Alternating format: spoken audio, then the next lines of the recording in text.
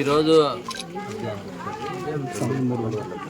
మధ్యాహ్నం అందాజ 1-2 గంటల మధ్యన ఒక మర్డర్ కేసు అయిందని మాకు ఇన్ఫర్మేషన్ ఇస్తే మా ఎస్ఐ గారు ఇక్కడికి రావడం జరిగింది. ఇక్కడికి వచ్చి చూస్తే ఇక్కడ అబ్దుల్ రెహమాన్ అని యాక్చువల్లీ ఇంతకుముందు ఇతన్ని మన ఆత్మకూరు అయితే పెళ్ళైన తర్వాత అత్తగారు ఊరు నందికొట్కూరులో సెటిల్ కావడం జరిగింది. అక్కడ అబ్దుల్ రెహమాన్ కూతుర్ని అలీ ఖాన్ ఏమో అన్నాడని చెప్పి ఉద్దేశంతో ఆ అమ్మాయిని ఇక్కడికి తీసుకొని ఇక్కడికి రావడం జరిగింది. అలీ ఖాన్ అనేవాడు ఈరోజు ఇక్కడికి వచ్చిందంట. ఆ వ్యక్తి ఇక్కడికి వస్తే మధ్యాహ్నం ఆయన చూసి ఇద్దరి మధ్యన తగువ అయింది. ఇతను అబ్దుల్ రెహమాన్ అనే అతను రాడ్ తీసుకొని అతను తల మించి కొట్టి కింద పడగానే ఒక బండరాయితోని తల మీద బలంగా కొడితే చనిపోవడం జరిగింది. ఈ విషయంలో డెడ్ బాడీని షిఫ్ట్ చేసిన మహబూబ్నగర్కి. వాళ్ళ తల్లిదండ్రులకు కూడా ఇన్ఫర్మేషన్ ఇవ్వడం జరిగింది. అబ్దుల్ రెహమాన్ని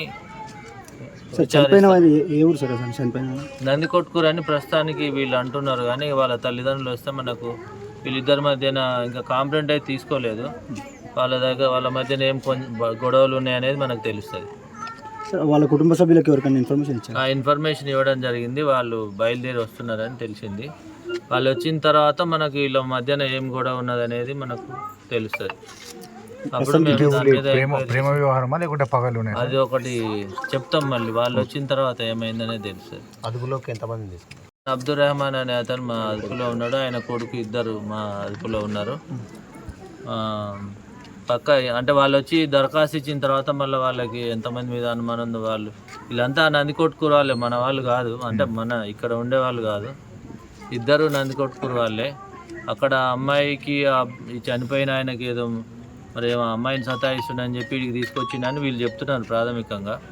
కానీ మళ్ళీ చనిపోయిన వాళ్ళ తల్లిదండ్రులు ఏం చెప్తారో చూసిన తర్వాత మళ్ళీ మిగతా విషయాలు మీకు తెలియదు. సార్ ఇక్కడ తీసుకొచ్చామంటారు కదా, వాళ్ళు ఇక్కడ రిలేషన్ ఏమైనా ఉందా సార్? ఇక్కడ వాళ్ళ సిస్టర్ వాళ్ళు అబ్దుల్ రెహమాన్ వాళ్ళ సిస్టర్ని ఇక్కడ ఇచ్చినట్టు ఇక్కడ ఉందండి.